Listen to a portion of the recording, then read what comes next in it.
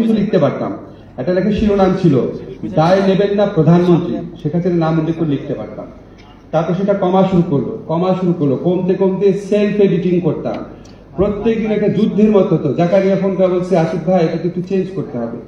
এখন আমি তো এমন কিছু লিখতে পারি না যাতে প্রথম আলোর উপর আঘাত আসে, আমার উপর আঘাত আসে, লেখা বন্ধ হয়ে যেতে করা যাবে না।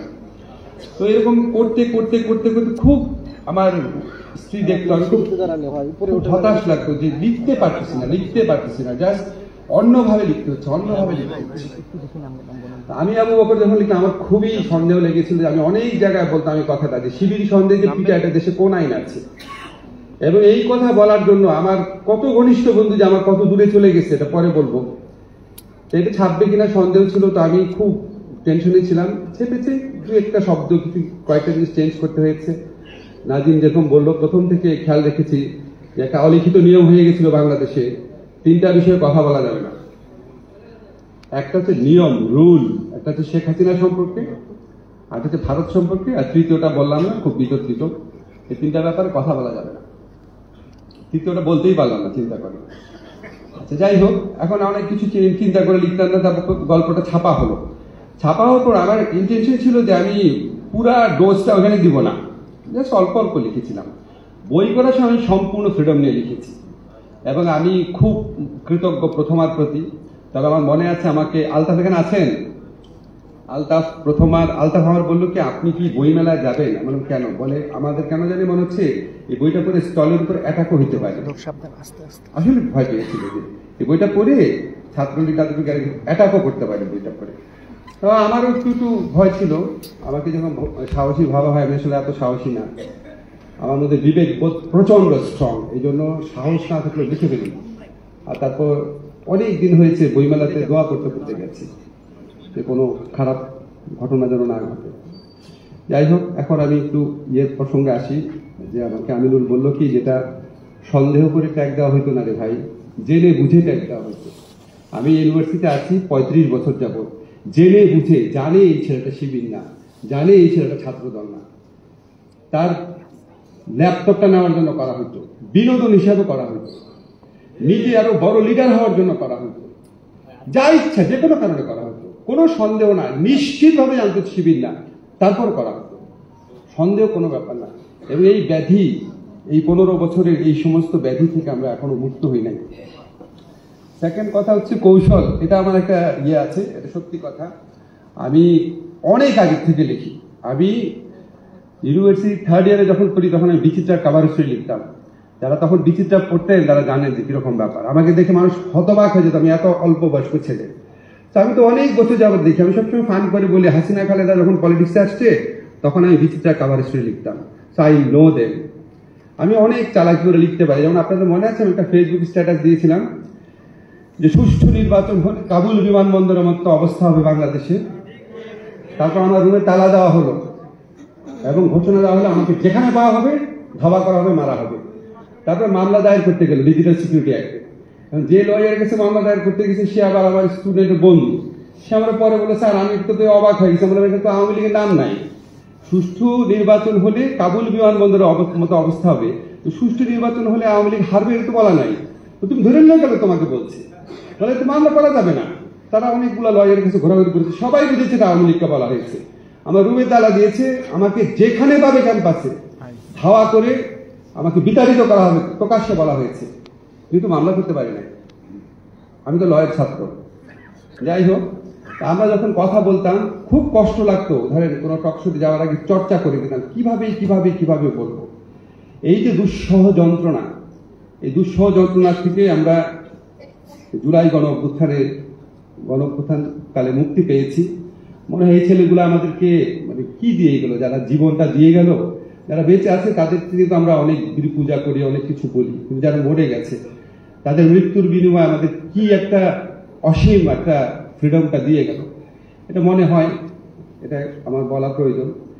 আরেকটা কথা বলেছেন যে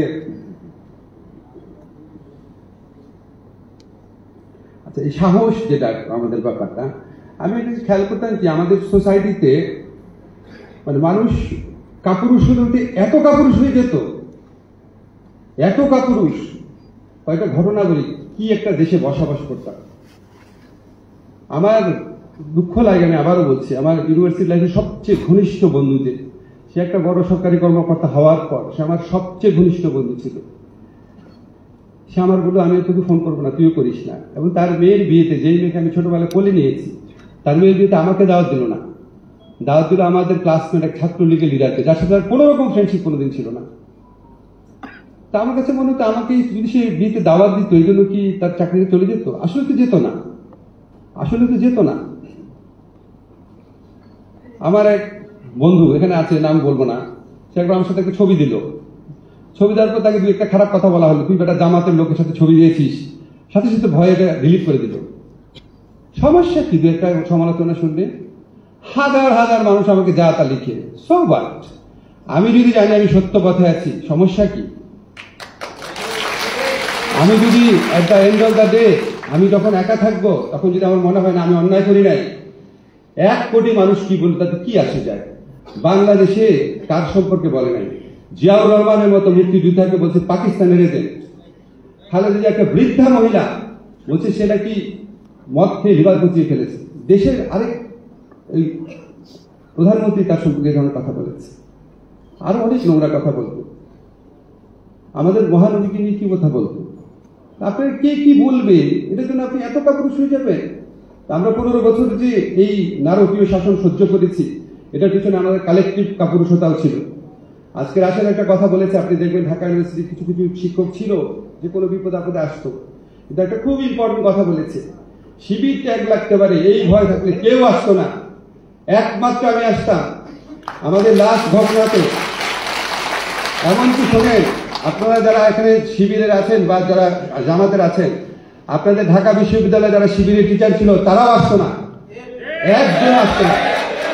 ঢাকা বিশ্ববিদ্যালয়ে জামাত পন্থী হওয়ার কারণে যারা ভিসি হয়েছেন এখন, প্রত্যেকে তো নাম জানি, একজন আসতো না।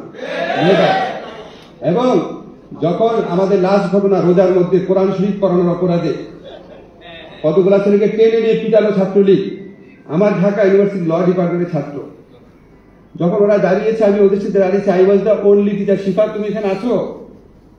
শিফাত তো ছিল সেখানে, আমি একমাত্র শিক্ষক ছিলাম। এত কষ্ট লেগেছে, আমার ডিপার্টমেন্টের ছেলেদেরকে পিটিয়েছে। ঢুকে দেখলাম টিচার্স লাউঞ্জে কয়েকজন গল্প করছে আমার টিচাররা। আমরা, তোমাদের লজ্জা লাগে না? তাদের মধ্যে একজন আবার শিবির করতো, খুব বড় পজিশনে আছে এখন, এই 5ই অগস্টের পর বড় পজিশনে পেয়েছে, কেউ যেত না। ভাই সে বললেন না, সারা বাংলাদেশের অবস্থা ছিল, কেউ যেত না। এবং আপনি একটা জিনিস জানেন যে শিবিরের বিভিন্ন কারণে বা জঙ্গি বলছে তাদের জন্য আমি কথা বলতাম দেখে, আবার প্রগতিশীল শিক্ষকদের কেউ কেউ আমার সাথে কমফোর্টেবল ফিল করতো না। এই যে আমার কলিগ আছে আমিনুল, জানে, উনি এখানে আসবে, মানে আমি শিবিরের পক্ষে কথা বলি, কত খারাপ। এই জন্য আমার সমস্ত কিছু সম্পর্কে জানে, আমার জীবনযাপন সম্পর্কে জানে, তারপর আমার সাথে একটা মঞ্চ ভাগাভাগি করতে একটু দ্বিধাবোধ করতো। তো এইগুলি কথা এই জন্য বললাম যে আমাদের তো ধরেন অনেক ধরনের সাফারিংস হতো। আজকে দেখবেন অনেকে বলবে যে উনার কেন কিছু হলো না। ভাই হয় নাই কি? রুমের মধ্যে আগুন দিয়েছে, রুমের মধ্যে তালা দিয়েছে, গুলি করবে মারবে বলেছে, রাষ্ট্রদ্রোহিতা মামলা দিয়েছে, ডিজিটাল সিকিউরিটি একটা মামলা দিয়েছে, যুদ্ধাপরাধ আইনে মামলা দিয়েছে। ইউএনডিপি এডিবির কনসালটেন্ট ছিলাম, সমস্ত কনসালটেন্সি ক্যান্সেল করে দিয়েছে। 1.5 বছর অন্য একটা প্রাইভেট চাকরি পাওয়ার কি পরিমাণ আর্থিক অসুবিধায় গিয়েছি আমি জানি। সামাজিক সম্পর্ক নষ্ট করে দিয়েছে। ছোটবেলার বন্ধু তার বোনের বিয়েতে দাওয়াত দেওয়ার সাহস পায় না। আমার সবচেয়ে ঘনিষ্ঠ একজন ছাত্র, যেখানে সোভানি আছো, সোভানিদের ফ্রেন্ড, পৃথিবী একদিকে আমি একদিকে তার, হঠাৎ করে লন্ডনে যাওয়ার আগে আমার সাথে যোগাযোগ বন্ধ করে দিল। আমি হতবাক। আমি আমার স্ত্রীকে বললাম যে ও এটা করতে পারে, ফোনই ধরে না। পরে গিয়ে শুনলাম ওখানকার আওয়ামী লীগ তাকে বুঝেছে, সার্বিক দেশে তোমার বাসা থাকে, তোমার কিন্তু খবর আছে। লন্ডনে সমস্ত সামাজিক সম্পর্ক শেষ করে দিয়েছিল। এত নিষ্ঠুর, নারকীয়। আমি জানি না যে আমরা কি পাপ করেছিলাম যে আমরা শেখ হাসিনার মতো একটা শাসক পেয়েছিলাম বাংলাদেশে। সমস্ত সামাজিক সম্পর্ক নষ্ট করে দিয়েছিল, মানুষের সাথে স্বাভাবিক সম্পর্ক শেষ করে দিয়েছিল। সেগুলির বিনিময়ে আজকে আমরা এই জায়গাটাতে আসছি, এটা আপনার খুব অলৌকিকই মনে হয়। আরেকটা কথা শুধু বলে শেষ করি। আমার এই বইটা মানে সাহিত্য মূল্য কি বা কি হয়েছে কিছু আমি খুব বেশি বদার থাকি না। আমি যখন প্রথম নিষিদ্ধ কয়েকজন লিখি, তার আগে আমি একটা ইন্দ্রাজ হক মিলন ভাইয়ের বই পড়ছিলাম।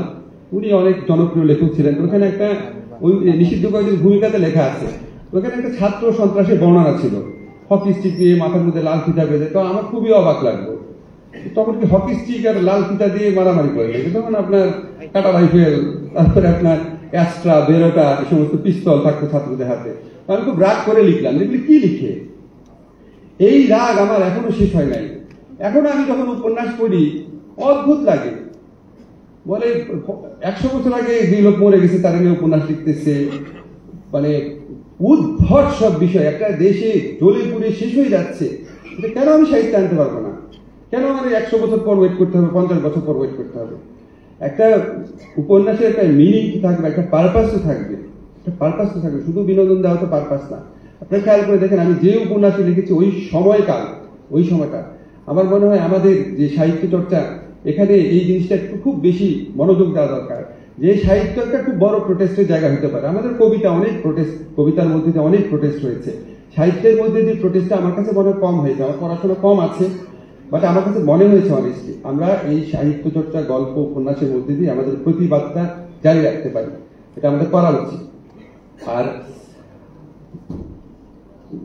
আন্দালি বাজী ভাই, উনি অনেক কথা বললো করে, উনি আমার খুব প্রিয় লেখক। আমি ছোটবেলায় ইত্তেফাকে ওনার গল্প পড়তাম। আন্দালি রাজদিয়ার নামটা খুব পছন্দ হতো, খুবই পছন্দ হতো। পরে দেখলাম আন্দালি রাজদি বাংলাদেশের ইতিহাসে ওয়ান অফ দ্য বেস্ট আমলা, এবং বাংলাদেশে আমাদের যত মানুষ আছে দেখেছি তাদের মধ্যে one of the most honest person.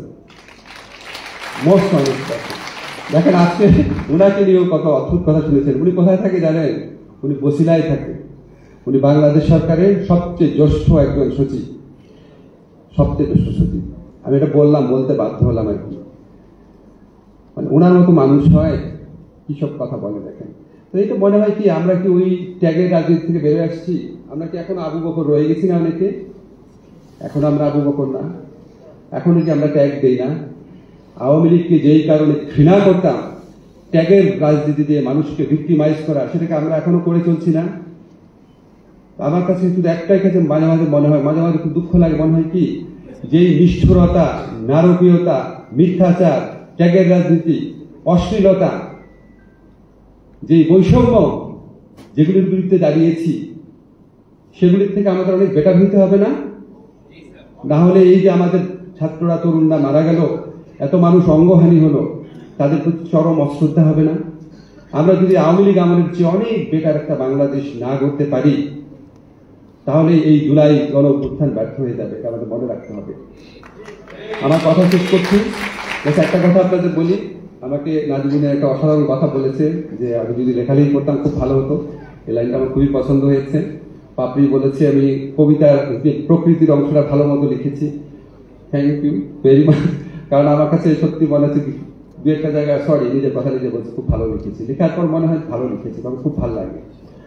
আমি আপনাদেরকে অনেস্টলি একটা কথা বলি, আমি অনেক বিচিত্র জিনিস জীবনে করেছি। অ্যাক্টিভিজম করেছি, ইউনিভার্সিটি টিচার ছিলাম, জার্নালিস্ট ছিলাম, এখন আবার সরকারের দায়িত্ব পালন করছি। কিন্তু লেখালেখির মধ্যে যে আনন্দ, পৃথিবীতে এই আনন্দের কোনো তুলনা হয় না। আমি আপনাদেরকে বিশ্বাস করতে পারবো, আমি যখন প্রচন্ড স্যাড থাকি, আমি শুয়ে শুয়ে আমার ওয়াইফ হঠাৎ আসে বলে, তুমি কি চিন্তা করতেছো? আমি মাঝে মাঝে বলতে লজ্জা লাগে, ও এত বড় লেখককে দেখি, সে বড় হয়েছে ছোটবেলা থেকে। আমি এটা কিভাবে বলি? আমি আসলে একটা প্লট লিখছিলাম, একজনের কাছে আমি বলছিলাম যে এটা হয়েছে। এবং যখন আমি গল্পে ঢুকতে পারি, আমার অনেক দুঃখ চলে যায়, এবং মনে হয় কি যে পৃথিবীতে এর চেয়ে আনন্দময় কিছু হতে পারে না। আপনাদের মানুষের জীবন কত নষ্ট, ক্ষুদ্র ছোট্ট একটা জীবন, কিন্তু যখন আমরা লিখি, আমরা কোথায় চলে যাই, আমরা কত রকম মানুষ হই, আমরা কত রকম জীবনযাপন করি। আমি জানি না, মানে একটা লেখকের যে আনন্দ।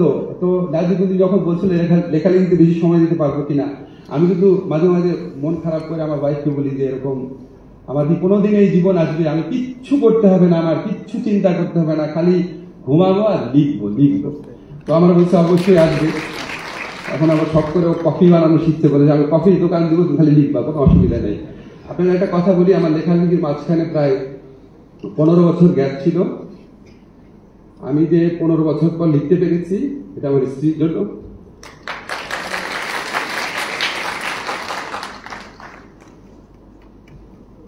সরি, মানে আমি ওর প্রতি খুবই কৃতজ্ঞ।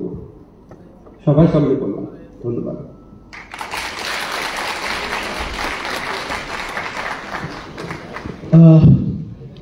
আসলে আসিফের কাছ থেকে এরকম প্রকাশ্যে